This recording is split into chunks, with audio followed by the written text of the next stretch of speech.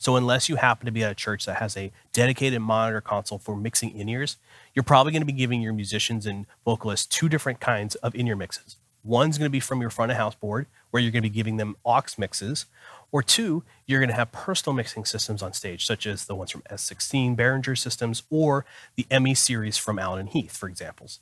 So let's talk about those two different systems. So first off, there's the aux mixes. So when it comes to mixing in-ears from front of house via aux mixes, there's a couple different ways that people can do that. One, the front of house engineer will actually mix the ears for everybody. So they'll do a traditional sound check where everyone says, okay, put your finger up if you need to hear more of it, put it down when you need less, and put your finger down when you don't need anything changed.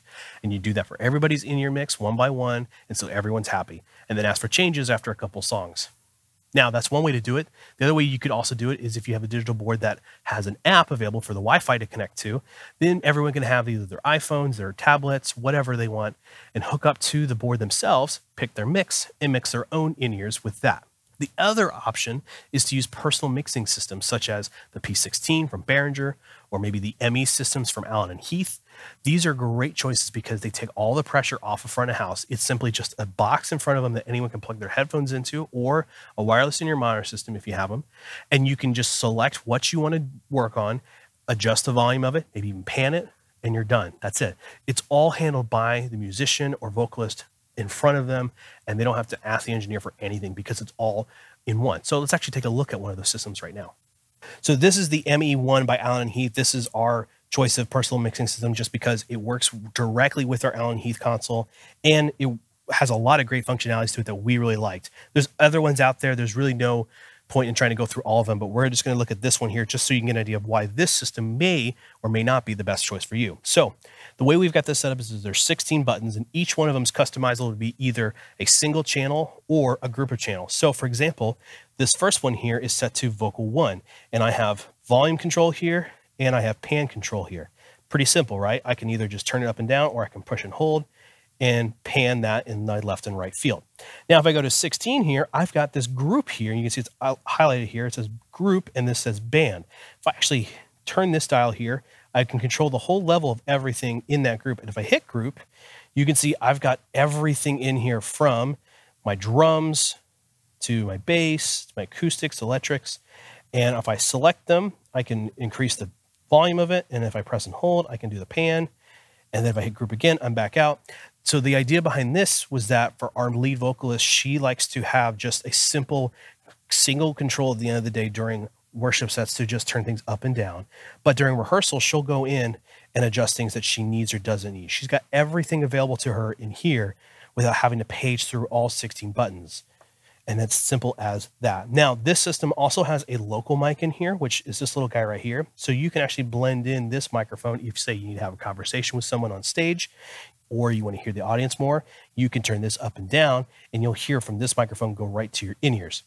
This master level here is for the master outputs. There's two. There's a headphone jack, and there's also a TRS connection. We're using the TRS because we're actually feeding a wireless in-ear system that's off stage. So that's for that. And this little marking here is just so we can keep a constant level driving to that system. Now, you also have the option to solo certain channels. So if you need to listen to something on its own, you can mute it. And then if we go to the master section here, you actually have a 3-band EQ, a low, mid, high, kind of similar to how you would have on a car radio. So this is really user-friendly for most people. You can select your band, adjust it. Say we want to dip the mids or something, we can do that. And then there's also a limiter on here, which you can engage. So if you have a musician or a vocalist who likes to kind of drive their in-ears quite frequently, you can engage this to help prevent them from blowing their ears out or breaking their in-ear systems. So this is just one example of a personal mixing system. There's all kinds of options from other manufacturers, but this just is to give you an idea of what you could see from a personal mixing system in your setup. So as you can see, there's advantages and disadvantages for each system. I like the aux sends because they give you the ability to hop into everyone's mix from front of house, listen to it, and adjust them if they need help. But at the same time, it's more pressure on me to be available to help them when they ask for it. Versus, say, something like this ME1, where anyone can hop in on this system and learn it and understand what they need to do, and it's all off my plate to worry about them because it's all up to them. But that does mean then that I have to train them on how to get a good in-ear mix, and I actually have to physically walk up here and listen to their mix if I want to help them dial anything in.